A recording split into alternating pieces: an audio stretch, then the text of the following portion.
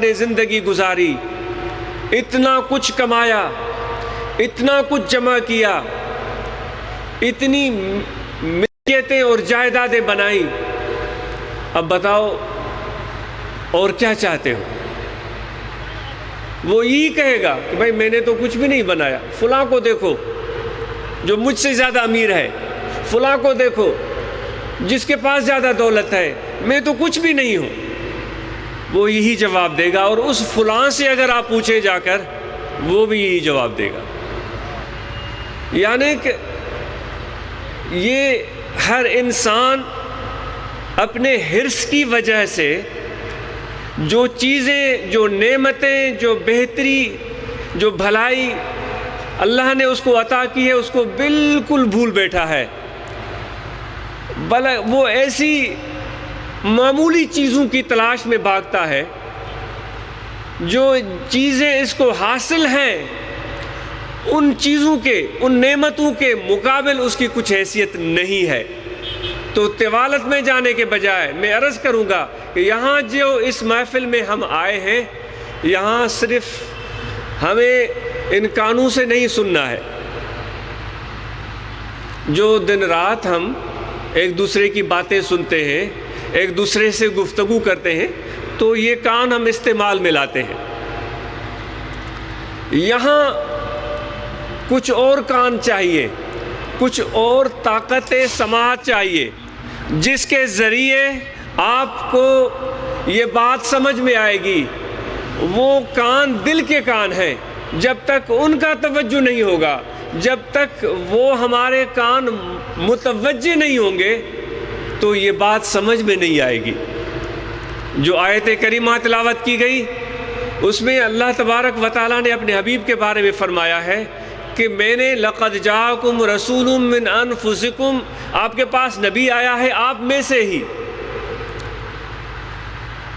حریص علیکم، اور وہ بہت زیادہ آپ پر حریص ہے، عزیز علیہ ما عنتم، اور اس پر بہت گراں گزرتی ہے وہ بات، جو تکلیف آپ کو پہنچتی ہے، جو پریشانی آپ کو لاحق ہوتی ہے، جو بد کرداری یا بد اعمالی یا جو غلط راستے کا تم انتخاب کرتے ہو اور پھر نقصان اٹھاتے ہو، وہ نقصان حضور نبی کریم رؤوف رحیم صلی اللہ علیہ وسلم کو بہت گراں گزرتا ہے۔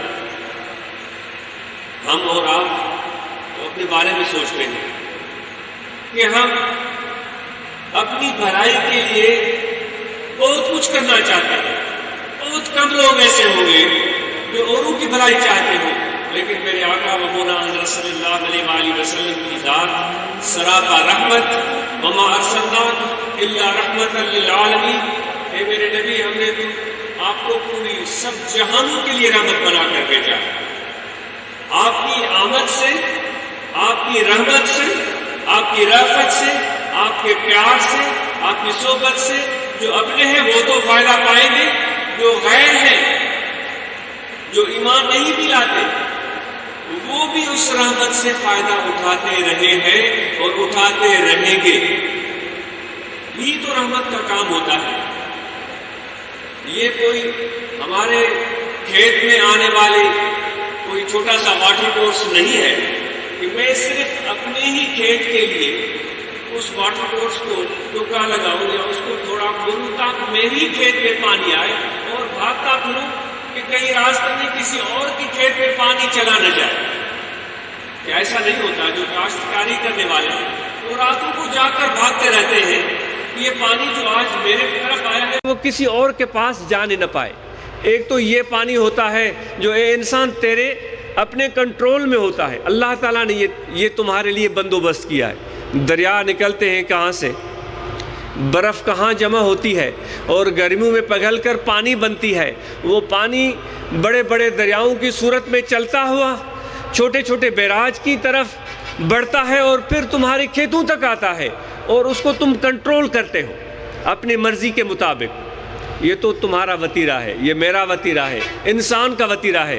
لیکن ایک اور بھی رحمت ہوتی ہے، ایک اور بھی رحمت ہوتی ہے، وہ اس کا انداز کچھ مختلف ہوتا ہے۔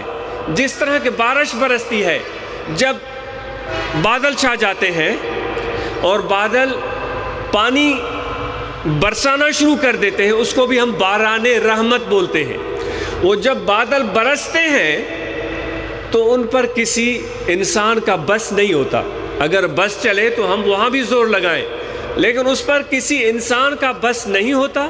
وہ اللہ کے حکم سے آتے ہیں اور اللہ کے حکم سے برستے ہیں، اور وہ اس طرح برستے ہیں کہ جو اچھے سے اچھی زمین ہوتی ہے اس کو بھی بادل سیراب کر رہے ہوتے ہیں اور اس کو بھی پیاسا نہیں چھوڑتے، اور وہ زمین جو اچھی نہیں ہوتی، جو اتنی صلاحیت کی حامل نہیں ہوتی، جو اتنی زرخیز نہیں ہوتی، وہ رحمت کے بادل اس کو بھی نہیں چھوڑتے، اس پر بھی برستے چلے جاتے ہیں اور اس کو بھی فیضیاب کرتے چلے جاتے ہیں۔ یہ اللہ کی تقسیم ہے، اور انسان تو اپنی تقسیم کو خود جانتا ہے، جس طرح کہ تو خود تقسیم کرتا ہے اس سے تو واقف ہے، لیکن جو اللہ تعالیٰ کی رحمت ہے وہ بے دریغ آتی ہے، وہ مسلمانوں کے زمینوں کو بھی سیراب کر دیتی ہے۔ جو اس ذات پر یقین نہیں رکھتے، اللہ کی ذات پر ایمان نہیں لاتے، ان کی زمینوں کو بھی سیراب کر دیتی ہے، اس میں کوئی حساب کتاب نہیں ہوتا۔ تو بلا تشبیہ و تمثیل حضور نبی کریم رؤوف رحیم صلی اللہ علیہ وآلہ وسلم کی ذات کو اللہ تعالیٰ نے فرمایا کہ میں نے سب جہانوں کے لیے رحمت بنا کر بھیجا ہے۔ کبھی کسی ملک میں آفت آ جاتی ہے، زلزلہ آ جاتا ہے، تو سننے میں آتا ہے کہ بھائی فلاں ملک سے، ترکی سے ایک بہت بڑا کارگو، بہت بڑی فلائٹ، بہت سارا سامان لے کر ضرورت مند، تکلیف میں مبتلا لوگوں کے لیے پہنچ گئی ہے۔ وہ سامان آتا ہے، وہ تقسیم ہوتا ہے، انسان اس سے مستفید ہوتے ہیں۔ یہ اللہ تعالیٰ کے یہ جو بادل ہیں یہ بھی ایک کارگو لائن ہے، اور کس طرح پانی کہاں کہاں پہنچاتے پھرتے ہیں۔ تو بات سے بات نکلتی چلی گئی۔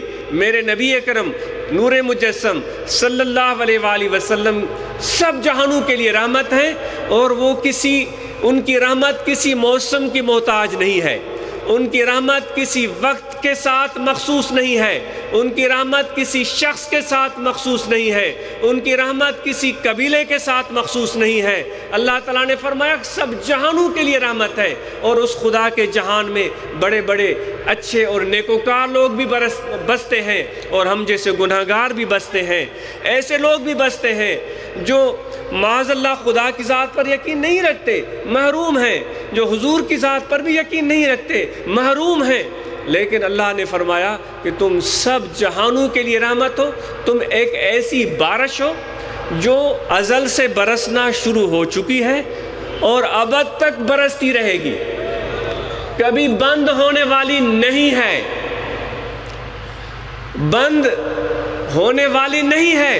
ہماری جھولی تنگ ہے، ہمارے دل بند ہیں، ہماری آنکھیں اندھی ہیں، ہم اس صلاحیت سے محروم ہیں کہ اس رحمت کی بارش کو دیکھ سکیں اور محسوس کر سکیں۔ اے میرے بھائیوں، اگر آپ چاہتے ہیں کہ وہ برستی رحمت جو میری نبی کی ہے، ان کی ذات سے وابستہ ہے، جو سب جہانوں پر برستی ہے، جس طرح سعدی فرماتا ہے کہ دوستارا کجا کنی محروم تو کے بعد دشمنا نظرداری۔ اے میرے پیارے رب، تو اپنے پیاروں کو، اپنے دوستوں کو کیسے محروم رکھے گا؟ تو تو ایسا مہربان رب ہے جو دشمنوں کو بھی نواز دیتا ہے۔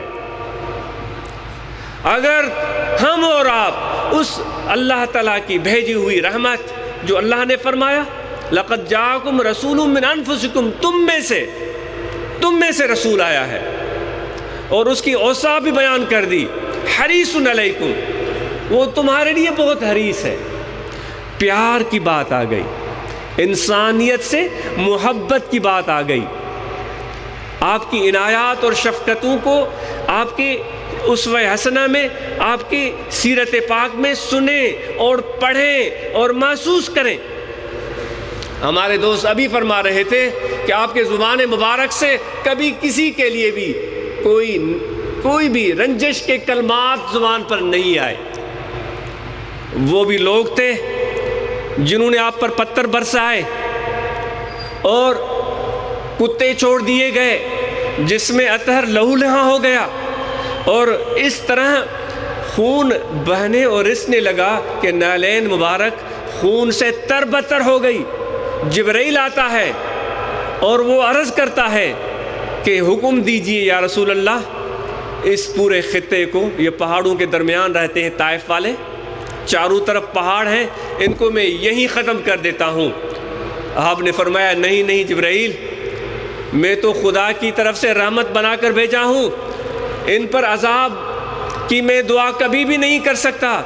اور پھر آخر میں فرماتے ہیں اے میرے رب ان کو ہدایت دے، یہ مجھے پہچانتے نہیں ہیں۔ کتنی بڑی بات ہے، ذرا غور کیجئے گا۔ یعنی کہ ان کے پتھر برسانے کو برداشت کر گئے، اس عمل کو بھی برا کرنے کے بجائے آپ یہ فرماتے ہیں کہ ان سے جو یہ عمل سرزد ہوا ہے، جو انہوں نے پتھر برسائے ہیں، اس میں یہ لوگ معذور ہیں۔ یہ معذور ہیں، کیوں معذور ہیں؟ کہ ان کو میرا تعارف نہیں ہے، مجھے جانتے نہیں ہیں۔ مجھ جیسا ایک ناکارہ آدمی، کم علم آدمی یہاں آیا تو ایک دوست کو کھڑا کر دیا گیا کہ بھائی اس کے بارے میں بتاؤ یہ کون ہے۔ یہ ہوتا ہے۔ کل ہم کتاب خریدنے گئے تو ایک کتاب ہم خرید رہے تھے کسی شاعر کی، تو میں نے اس پبلشر سے بولا، میں نے عرض کیا کہ بھائی اس کی کتاب چاہیے، لیکن ایسی کتاب چاہیے جس میں چند صفحات پر اس کی سوانح حیات ہو۔ میں جاننا چاہتا ہوں کہ اتنا بڑا شاعر ہے، یہ کون تھا، کہاں کا رہنے والا تھا، اس کا بیک گراؤنڈ کیا تھا، اس نے زندگی کیسے بسر کی، اس کی زندگی میں کیا کیا المیے آئے، تاکہ مجھے ان کے اشعار کو سمجھنے میں اور زیادہ آسانی ہو۔ تو ابھی دوست آپ کے سامنے کھڑے ہو گئے اور بتانے لگے کہ بھائی یہ اس طرح کام ہوتا ہے، اس طرح کا طریقہ کار ہے، یہ سلسلہ ہے، تاکہ جو ایسے لوگ ہیں ان کو پتہ چلے کہ یہ کون لوگ ہیں، کیسے آئے۔ تو حضور نبی اکرم نور مجسم صلی اللہ علیہ وآلہ وسلم جبرائیل کو فرماتے ہیں کہ ان پر عذاب نہیں نازل کرو، ہم اللہ سے دعا کرتے ہیں کہ ان کو ہدایت ملے۔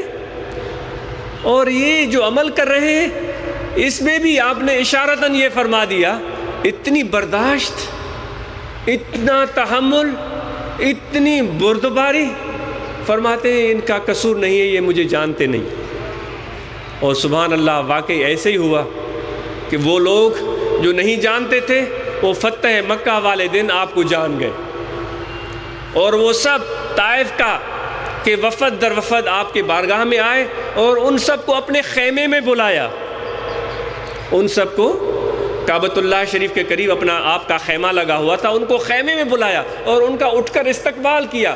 ایک لفظ بھی زبان سے نہیں نکلا بھئی تم تو وہ لوگ تھے جب ہم آئے تھے تو تم نے کوئی تعظیم نہیں کی تھی۔ ان کا استقبال کیا اور وہ لوگ آپ کے خدمت میں آ کر مشرف بہ اسلام ہوئے۔ یہ میرے نبی کا اخلاق کریمانہ تھا، یہ ہے رحمت للعالمین۔ اے عشاق رسول، یہ میلاد منانا یہ بڑی اچھی بات ہے نوجوانوں کے لیے۔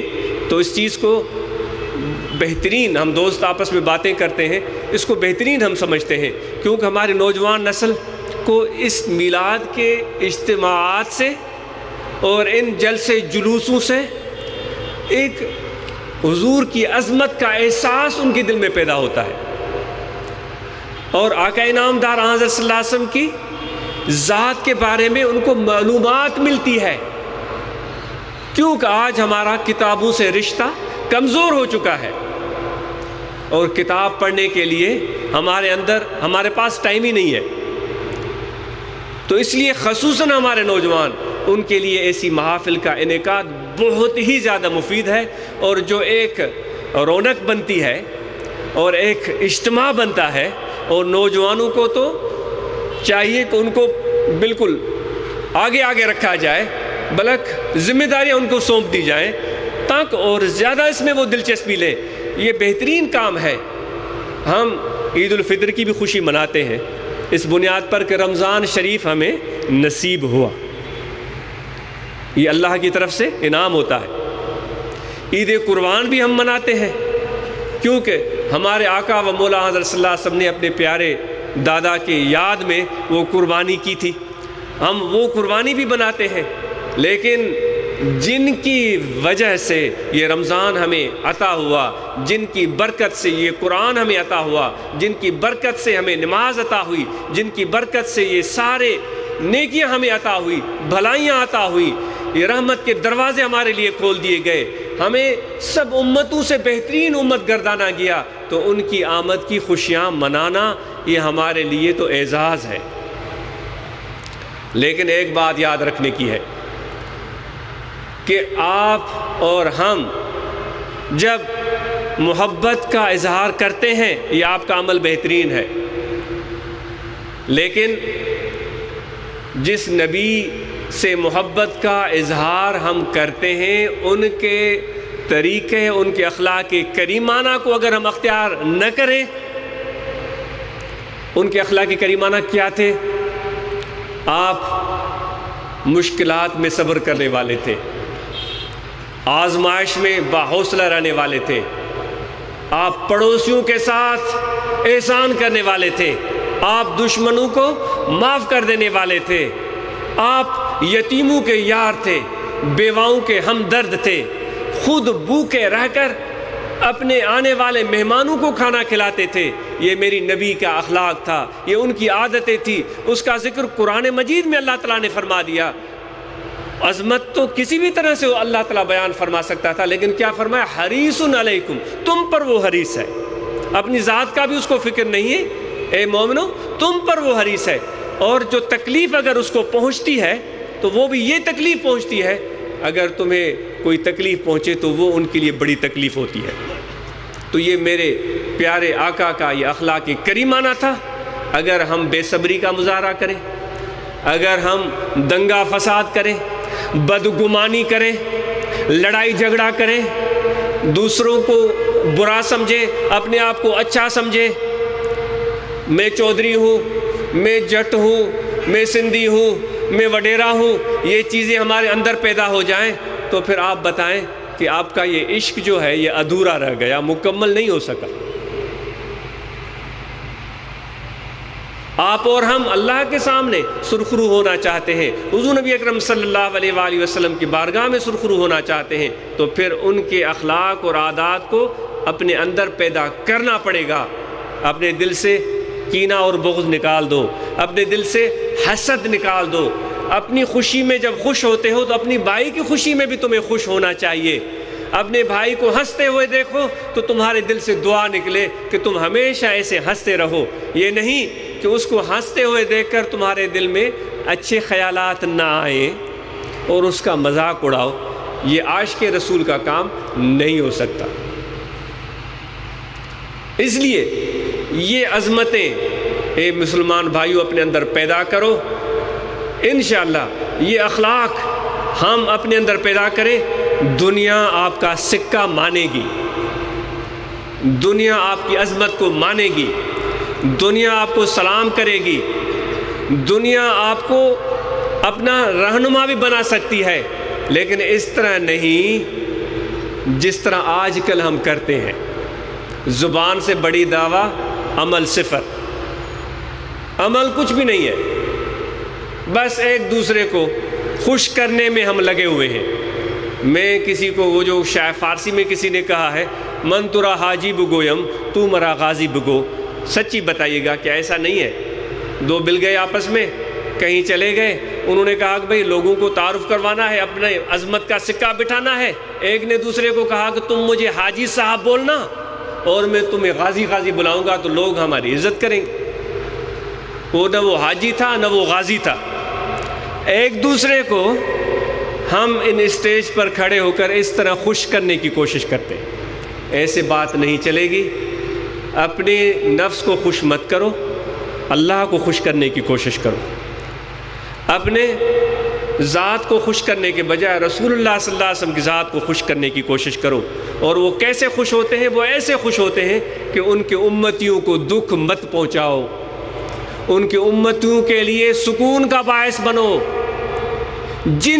کون سی امت؟ وہ امت جس پر تھوڑی سی بھی تکلیف آ جائے تو میرے نبی پر گراں گزرتی ہے، تھوڑی سی بھی۔ نبی اکرم صلی اللہ علیہ وسلم فرماتے ہیں میرے امتی کے پاؤں میں کانٹا بھی چبھتا ہے، اس کی تکلیف ہمیں ہوتی ہے۔ تو اس لیے اپنے کردار میں آج کے بعد ہمیں تبدیلی لانی ہے۔ علم سے محبت کرو، اپنے بچوں کو تعلیم دو، بہترین تعلیم دو۔ ان کی صرف تعلیم کافی نہیں ہے، ان کی بہترین تربیت کرو، ان کو اخلاق سکھاؤ، بہترین ادب سکھاؤ۔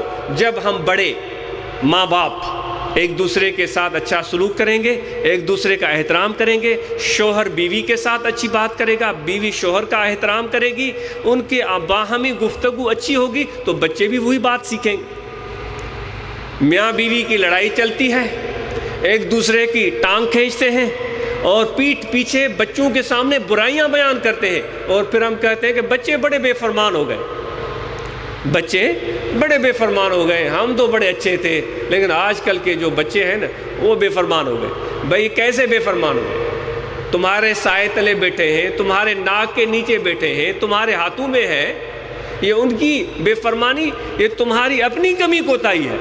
تو یہ چیز ہمیں اپنے اندر پیدا کرنی ہوگی۔ جب گھر کا ماحول بہتر ہوگا تو پھر پڑوس میں بھی ماحول میں بہتری آئے گی۔ ایک حلقے میں ایک حلقہ بہتر ہوگا تو ایک علاقہ بہتر ہوگا، ایک علاقہ بہتر ہوگا تو ایک شہر بہترین ہو جائے گا۔ تو اس کی ابتدا کرنی چاہیے، جو میرے نبی کی تعلیمات ہیں ان پر ہمیں عمل کرنا چاہیے۔ کسی کو دکھ مت پہنچاؤ، احسان کرو تو بہت ہی اچھا ہے، احسان نہیں کر سکتے ہو تو کسی کو تکلیف مت پہنچاؤ، اور لوگوں کے لیے سکون کا ذریعہ بنو۔ آخر میں ان احباب کا بہت شکریہ جنہوں نے یہ محفل منعقد کی اور اس کے لیے انتظامات کیے، اور ماشاءاللہ اتنے عشق اور محبت سے پہلی مرتبہ اس طرح محفل میلاد میں یہاں لاہور میں شرکت کی سعادت میسر ہوئی ہے، اور امید کرتے ہیں کہ اس محفل کے بعد ہم اور آپ کے عزم جوان ہوں گے، ہم اپنے اندر تبدیلی لائیں گے، ہم اپنے آپ کو بہتر بنانے کی کوشش کریں گے، اوروں کو بہتر بنانے کا فکر کم کریں، اپنے آپ کو ہم بہتر بنانے کا فکر زیادہ کریں۔ ذکر قلبی کی بات میں عرض کر دیتا ہوں، یہاں دل ہے، اس دل میں ذکر اسم ذات کا خیال رکھیں، کھڑے بیٹھے لیٹے سوئے جاگے یہ دل کا توجہ اللہ کی ذات کی طرف ہو، کہ دل بول رہا ہے اللہ اللہ اللہ اللہ اللہ اللہ۔ یہ دل کا ذکر ہے۔ میں پہلے عرض کر رہا تھا کہ حضور کی رحمت تو برستی ہے، لیکن ہمیں نظر کیوں نہیں آتی؟ اس لیے نظر نہیں آتی کہ ہماری دل کی آنکھیں اندھی ہیں۔ جو آسمان بادلوں سے بارش برستی ہے وہ زمین پر برستی ہے، جو نبی کی بارش برستی ہے، جو اللہ کی رحمت برستی ہے وہ دلوں پر برستی ہے، قلوب پر برستی ہے۔ ان اللہ یحیی الارض المیتۃ بماء المطر، بے شک اللہ تعالیٰ بارش کے پانی سے مردہ زمین کو زندہ کرتا ہے۔ ان اللہ یحیی القلب المیتۃ بنور الحکمت، اللہ تعالیٰ دلوں کو اپنے نور حکمت کی بارش سے ان کو زندہ فرما دیتا ہے۔ تو بھائی اس دل کی طرف توجہ تو دو، اس کو ہم نے بلا دیا ہے۔ اللہ تعالیٰ فرماتا ہے لا یسعنی ارضی ولا سمائی ولکن یسعنی قلب عبدی المومن، آسمان بھی نہیں سما سکتے، حدیث قدسی ہے، زمینیں بھی نہیں سما سکتی، اے میرے مومن بندے تیرا دل مجھے سما سکتا ہے۔ تو اس دل کی طرف توجہ دلائی جا رہی ہے۔ یہ دل ویران ہو گیا ہے، یہ دل غافل ہو گیا ہے، یہ دل مردہ ہو گیا ہے۔ حضرت غوث اعظم پیران پیر دستگیر شیخ عبدالقادر جیلانی رضی اللہ تعالیٰ عنہ ارشاد فرماتے ہیں، اے باطن کے اندھے، اے باطن کے یا مریض القلب، اے دل کے مریض، یہ کب تک تم اپنے مرض کو لیے پھرتے رہو گے؟ اس کا علاج کراؤ۔ فرماتے لا یکون ھذہ دوا الا عند الصالحین، اور کہیں یہ دوائی نہیں ملے گی، ان لوگوں کے پاس ملے گی جو صالح ہیں، سچے ہیں، ان کی خدمت میں جاؤ، تمہارے اس دل کی روحانی مرض کا علاج ہوگا۔ تو وہ دوائی ذکر قلبی کی دل کے روحانی مرض کو دور کرنے کے لیے آپ کو بتائی جا رہی ہے۔ تو ذکر قلبی کریں، زبان خاموش ہو، دل کا توجہ اللہ کی ذات کی طرف ہو، اللہ اللہ اللہ اللہ اللہ اللہ، یہ زبان خاموش ہو، توجہ میں، تصور میں، خیال میں یہ دل کو ذکر کرواتے چلے جائیں، انشاءاللہ یہ دل زندہ ذاکر باخدا ہو جائے گا۔ اور جو دل زندہ ہو جاتا ہے وہ کبھی بھی نہیں مرتا، اور نیند بھی آ جائے تو یہ دل ذکر کرتا رہے گا۔ لیکن محنت کرنی ہے، توجہ دل کی طرف رکھنا ہے اور مراقبہ کریں۔ کچھ ٹائم بیٹھ کر دنیا و مافیہ کے خیالات دل سے دماغ سے نکال کر دل کی طرف توجہ کر کے بیٹھ جائیں، دل میں ذکر ہو رہا ہے اور حضور نبی کریم رؤوف رحیم صلی اللہ علیہ وسلم کا فیض اللہ والوں کے سینے سے ہوتا ہوا میرے دل میں آ رہا۔ جیسے یہ پاور یہاں پہنچا ہے تو کتنی یہ ماشاءاللہ رنگ برنگی روشنیاں ہمیں نظر آ رہی ہیں کہ پاور ہاؤس کہاں ہے، وہ یہ کہاں جنریٹ ہو رہا ہے، یہاں سے سینکڑوں میل دور، اور وہ کس طرح یہاں پہنچ رہا ہے، وہاں بٹن آن ہوتا ہے، یہاں یہ ساری چیزیں روشن ہو جاتی ہیں۔ تو مجمع الفیوز میرے نبی کی ذات ہے، لیکن اس فیض کو لے کر چلنے والے وہ جو ذریعے ہیں، وہ جو اس کا وسیلہ ہے، وہ اللہ والے ہیں جو نبی کے نائب ہوتے ہیں۔ ان کے ساتھ رابطہ قائم کرنا گویا نبی اکرم صلی اللہ علیہ وسلم کے ساتھ رابطہ قائم کرنا۔ تو اس لیے تعلق اور محبت قائم کریں، اور آپ سب یہاں مرکز رول اسلام میں محفلیں ہوتی ہیں، اس میں شرکت کیا کریں، اس محفل میں آیا کریں، نماز پنجگانہ ادا فرمائیں، اور حضور نبی کریم رؤوف رحیم صلی اللہ علیہ وسلم نے نماز کی تاکید سب سے زیادہ فرمائی ہے، جو فرائض شرعی ہے ان پر بھی عمل کریں اور سنتوں پر بھی عمل کریں۔ مسواک استعمال کرنا میرے نبی کی سنت ہے، امامہ شریف باندھنا میرے نبی کی سنت ہے، داڑھی کا بڑھانا میرے نبی اکرم صلی اللہ علیہ وسلم کی سنت ہے۔ تو جتنا ان کی سنتوں پر عمل ہوگا اتنا زیادہ اللہ تعالیٰ کی طرف سے رحمت کی بارش ہوگی، لیکن فرض کی اہمیت سنت سے کہیں زیادہ ہے، اس کا سب ہم جتنے بھی ہیں موجود اس کا اہتمام کرتے رہیں۔ جتنے بھی ہمارے احباب ہیں ان سب کے لیے دعا ہے، آپ بھی ہمیں دعا میں یاد رکھیے گا۔ کوئی کمی بیشی ہوئی ہو گفتگو میں، کسی کی دل آزاری ہوئی ہو دانستہ یا نادانستہ، میں معذرت خواہ ہوں، مجھے معاف کیجیے گا اور دعا کیجیے گا کہ اللہ تعالیٰ ایسی محفلیں ہمیں بار بار نصیب فرمائے۔ جو دوست دعائیں پڑھنا چاہتے ہیں تو دعا پڑھ سکتے ہیں۔ بسم اللہ الرحمن الرحیم، آمنت باللہ وملائکتہ وکتبہ ورسلہ والیوم الآخر والقدر خیرہ وشرہ من اللہ تعالی والبعث بعد الموت، اشہد ان لا الہ الا اللہ وحدہ لا شریک لہ واشہد ان محمدا عبدہ ورسولہ، استغفر اللہ تعالی ربی من کل ذنب واتوب الیہ۔ دعا جامع ہے ہم سب کے لیے، جامع دعا ہے۔ الحمدللہ رب العالمین، اللہم صلی علی سیدنا و مولانا محمد و علی آلہ واصحابہ اجمعین۔ ربنا تقبل منا انک انت السمیع العلیم وتب علینا انک انت التواب الرحیم، صلی اللہ تعالی علی خیر خلقہ و نور عرشہ سیدنا و مولانا محمد و علی آلہ وصحبہ۔ صلاۃ و سلام ہوگا تو سب دوست سلام شمع بز میں ہدایت پیلا،